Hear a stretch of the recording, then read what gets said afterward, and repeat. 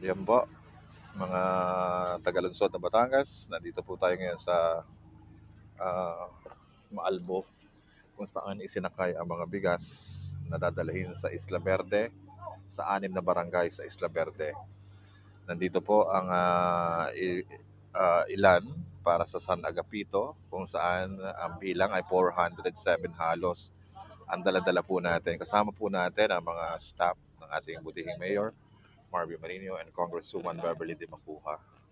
Sa kabilang bangka naman po, yung dalawang bangkang yon, laman po nun ay ang San Antonio, San Agustin Canluran, San Agustin Silangan, Lipunpon at San Andres. So yun po ang mga pupuntahan natin na barangay. So doon po tayo pupunta sa kabilang bundok na yon. So mas malapit dito, mas mabilis po ang posibleng pagdating natin sa mga barangay na nabanggit dahil tayo po ay nag-shortcut na. Dito na po nagsakay para sa mas mabilis na pagdating natin kasi baka abutin tayo ng ulan na malakas. Buti payapa o panatag lamang yung dagat. Nakikita natin wala tayong alon na nakikita na malalakas. Mabuti na lamang po natapos din agad ang pagbababa ng mga taga GSD ng bigas mula sa mga truck natin. Ano po, napakadami po niyan para mabilisan din pong naibaba at naisakay sa bangka patungo dito sa Isla Verde.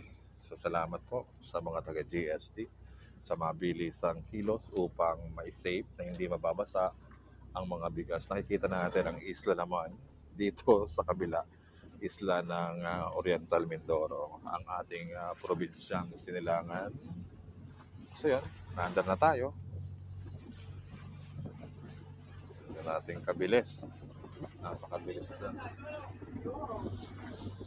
ng ating biyahe. Sarap ng hangin.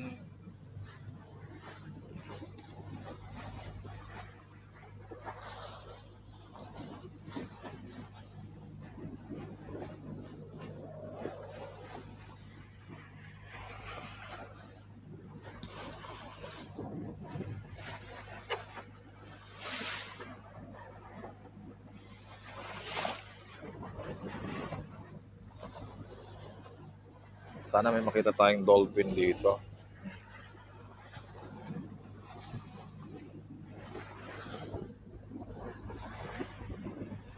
So yun, babalikan ko kayo para sa karugtong ng ating ginagawa ngayong araw.